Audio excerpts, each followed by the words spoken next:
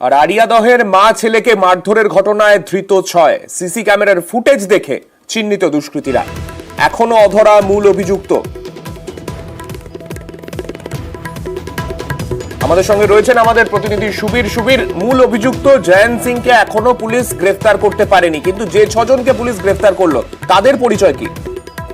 দেখো, গতকাল যে ঘটনা ঘটেছিল, গতকালের সেই ঘটনার যে সিসিটিভি ফুটেজ কিন্তু বেলঘরিয়া থানার পুলিশের হাতে এসেছে এবং সেই সিসিটিভি ফুটেজ কিন্তু দেখেই গতকাল রাত্রিবেলায় কিন্তু 6 জনকে এই ঘটনায় গ্রেফতার করা হয়েছে এবং সেই যে 6 জন রয়েছে, 6 জনের মধ্যে পুলিশ সূত্র থেকে জানা যাচ্ছে সেই 6 জনের মধ্যে একজন এই ঘটনার সঙ্গে জড়িত ছিল, বাকি 5 জন কিন্তু এই ঘটনার সঙ্গে কোনোভাবে জড়িত ছিল না, এমনটাই জানা যাচ্ছে।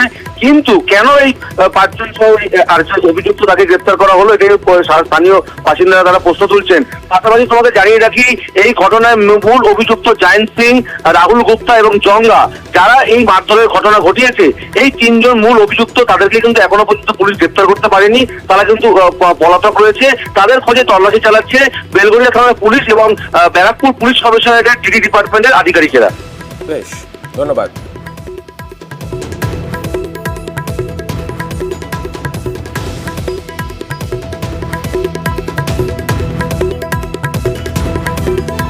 পুরনো আইনের জায়গায় নতুন আইন। সোমবার থেকে ভারতে কার্যকর 3টি নতুন আইন, যা মানতে নারাজ বিরোধীরা।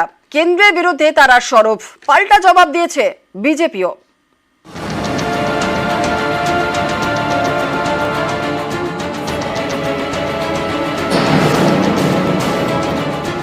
তিনটে যে আইন আনা হচ্ছে, এটা কিন্তু এত তাড়াতাড়ি এইভাবে প্রয়োগ করা খুবই মুশকিল, এটা উচিত না।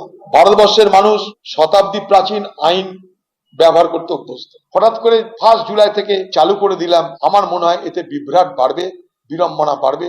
এখনো আমরা ব্রিটিশ হ্যাংওভার থেকে মুক্ত হতে পারি। গোলামির মানসিকতা যা প্রায় 1000 বছর ধরে ভারতবর্ষকে গ্রাস করে, আজকে তা থেকে মুক্ত হওয়া খুব তাড়াতাড়ি সম্ভব নয়, এটা আমরা বুঝি। ব্রিটিশ জমানার আইন চালিয়ে যেতে নারাজ মোদী সরকার, তাই সোমবার থেকে 3টি নতুন আইন। ভারতীয় দণ্ডবিধি বদলে ভারতীয় ন্যায় সংহিতা, ফৌজদারি দণ্ডবিধি বদলে ভারতীয় নাগরিক সুরক্ষা সংহিতা, ভারতীয় সাক্ষ্য আইনের জায়গায় ভারতীয় সাক্ষ্য অধিনিয়ম। এই 3 আইন নিয়ে সরগরম রাজনীতি। মোদী সরকারের আনা নয়া 3 আইনের বিরুদ্ধে সরব বিরোধীরা, কেন্দ্রের বিরুদ্ধে একেবারে এককাট্টা।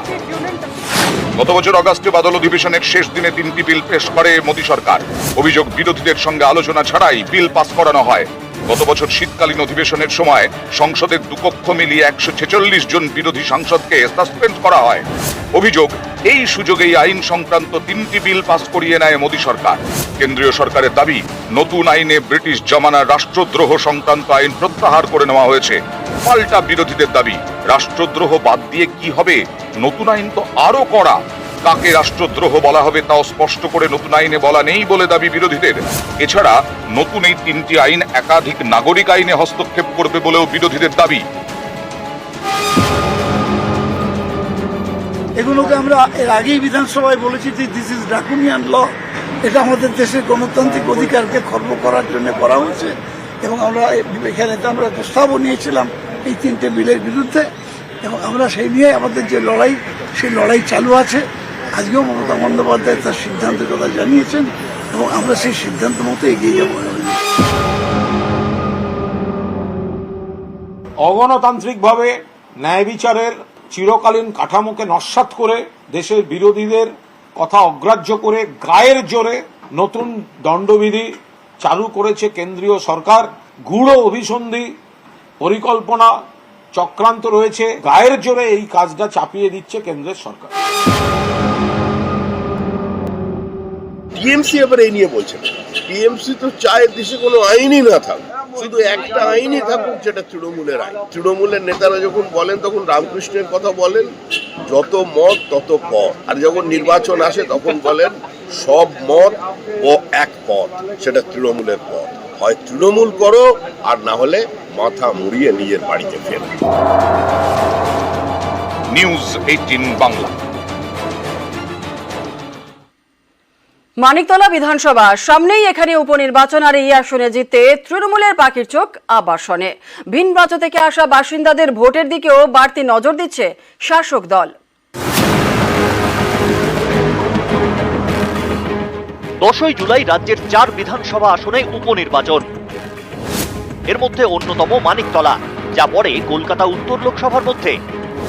মানিকতলায় জিততে তৃণমূলের নজর ভিন রাজ্য থেকে আসা বাসিন্দাদের ভোট এবং আবাসনের বাসিন্দাদের ভোট।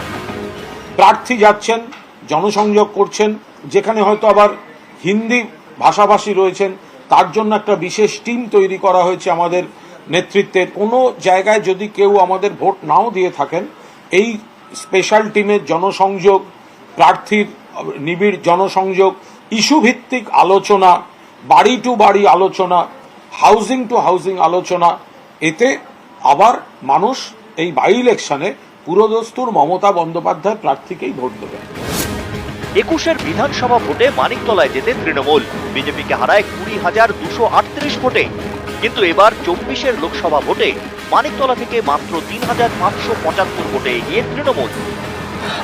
লোকসভা ভোটের ফলে দেখা যাচ্ছে মানিকতলা বিধানসভার একাধিক ওয়ার্ডে পিছিয়ে ঘাসফুল শিবির। মানিকতলা বিধানসভা এলাকার মধ্যে রয়েছে 8টি ওয়ার্ড। এর মধ্যে 16 এবং 31 নম্বর ওয়ার্ডে পিছিয়ে তৃণমূল। 16 নম্বর ওয়ার্ডে পিছিয়ে 412 ভোটে, 31 নম্বর ওয়ার্ডে 5,488 ভোটে।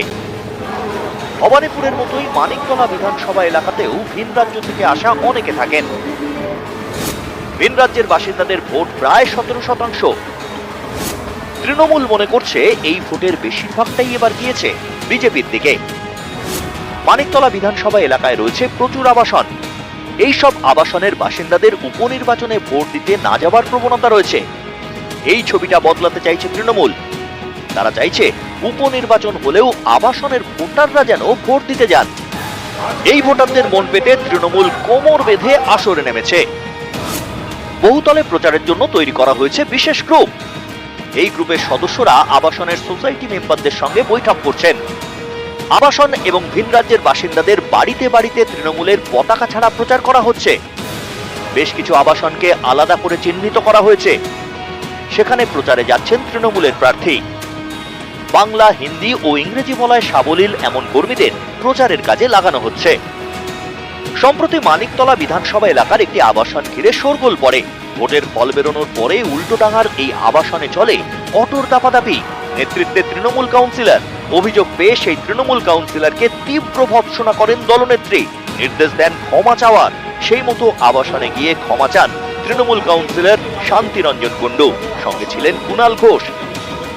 এবার মানিকতলা জিততে বিভিন্ন আবাসনের ভোট এবং ভিন রাজ্য থেকে আসা অবাঙালি ভোটারদের দিকে বিশেষ নজর দিচ্ছে তৃণমূল। কোনো অবস্থাতেই মানিকতলা বিধানসভার উপনির্বাচন আসলে যা শহরাঞ্চলে তৃণমূল কংগ্রেসের ভোট কতটা অক্ষুণ্ণ থাকছে তা বুঝে নেওয়ার নির্বাচন। সেখানে 1 ইঞ্চি জমি ছাড়তে নারাজ তৃণমূল কংগ্রেস নেতৃত্ব। ক্যামেরায় কুণাল চৌধুরীর সাথে আবির ঘোষাল, নিউজ 18 বাংলা, কলকাতা। মহিষাদলে আক্রান্ত 2 সিআরপিএফ জওয়ান। 2 জওয়ানকে ব্যাপক মারধরের অভিযোগ। কয়েকজন ব্যবসায়ীরা হামলার অভিযোগ। 2 সিআরপিএফ জওয়ানকে উদ্ধার করেন স্থানীয়রাই।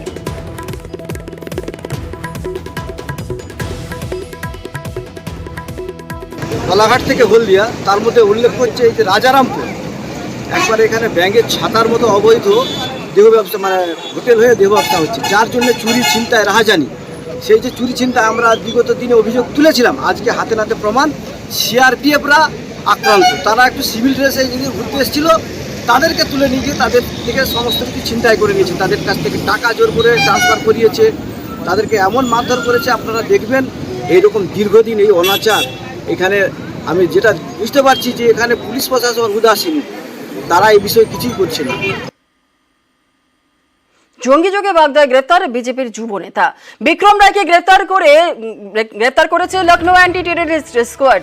সোমবারই উত্তর 24 পরগনার বাগদার গাঙ্গুলিয়ায় অভিযান চালায় লখনৌ অ্যান্টি টেররিস্ট স্কোয়াড এবং বাগদা থানার পুলিশ। গ্রেপ্তার করা হয় বিজেপির যুব নেতাকে। তাঁর বিরুদ্ধে পাসপোর্ট অ্যাক্ট, ফরেন অ্যাক্ট সহ একাধিক ধারায় মামলা রুজু হয়েছে। लोग यूपी से आए हैं, लेकिन अभी हम इस पे कुछ बोल नहीं सकते, अभी प्रोसेस में है सारी चीजें। कितना सारे आदमी यहाँ से लेके वन এ 1-2 বার হয়তো এখান থেকে যাতায়াত করেছে। টোটোতে, যেহেতু টোটোতে এসে পরিচয় হয়েছে, মোবাইলে দু একবার কথা হয়েছে, মোবাইলের সূত্র ধরে এসছে, নিয়ে যাচ্ছি এই কারণে। তার সাথে দু চারবার কথা হয়েছে অ্যাকচুয়ালি তাদের সামনে বসিয়ে, এটা আমরা জিজ্ঞাসাবাদ করার জন্য। ছেলেটা টোটো চালায়, প্যাসেঞ্জার পেয়েছে, প্যাসেঞ্জার নিয়ে এসছে। যদি কোনো কিছু ইনভলভমেন্ট থাকে তাহলে আমাদের কোনো কোশ্চেন নেই, তার যা শাস্তি হওয়ার সে পাবে। যুব মোর্চার সাধারণ সম্পাদক গ্রেপ্তার হচ্ছে, উত্তরপ্রদেশের পুলিশ গ্রেপ্তার করেছে। বর্ডার এলাকা দিয়ে আজকে রোহিঙ্গাদের প্রবেশ করিয়ে আই কার্ড আধার কার্ড ভারতবর্ষের করে দিচ্ছে। এইভাবে কত জঙ্গি ভারতবর্ষে ঢুকিয়েছে এরা, এর কোনো ঠিক নেই। এই দেশদ্রোহী কাজের জন্য অবশ্যই দৃষ্টান্তমূলক শাস্তি হওয়া উচিত। বিজেপির লজ্জা হওয়া উচিত যে এই ধরনের মানুষদের এরা দলের গুরুত্বপূর্ণ দায়িত্ব দেয় যারা দেশদ্রোহী কাজের সঙ্গে যুক্ত। যে মানুষ হবে সে তো অমানসিক কাজ করতে পারে না। এরা অমানসিক কাজকর্ম করে, টেররিস্ট হয়, অনেক কিছু হয়, তারপর নিজেকে বাঁচানোর জন্য যে কোনো একটা রাজনৈতিক দলের ছত্রছায়ায় এসে হাজির হয়ে যায়, আর এরা রাজনৈতিক দলের চান্সও পেয়ে যায়। তো কাজেই এদের কোনো রাজনীতি নেই, জাতি ধর্ম বর্ণ এইসব কিছু নেই। এরা হচ্ছে টেররিস্টই আছে, টেররিস্টই ছিল, টেররিস্টই থাকবে। বাংলা এসেও বেপরোয়া বিহারের জুয়েল থিপ সুবোধ সিং। জেলে বসে ব্যবসায়ীদের হুমকি দিত এই সুবোধ, আর এবার সিআইডি অফিসারকে হুমকির অভিযোগ। আসানসোল জেল চত্বরে গাড়ি থেকে নামার সময় হুমকি। গ্যাংস্টার সুবোধের নামে আসানসোল দক্ষিণে থানায় অভিযোগ দায়ের গোয়েন্দা পুলিশের।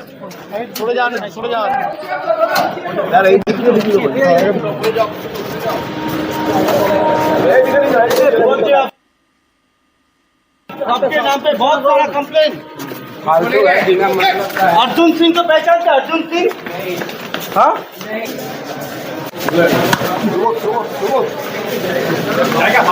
जाएगा।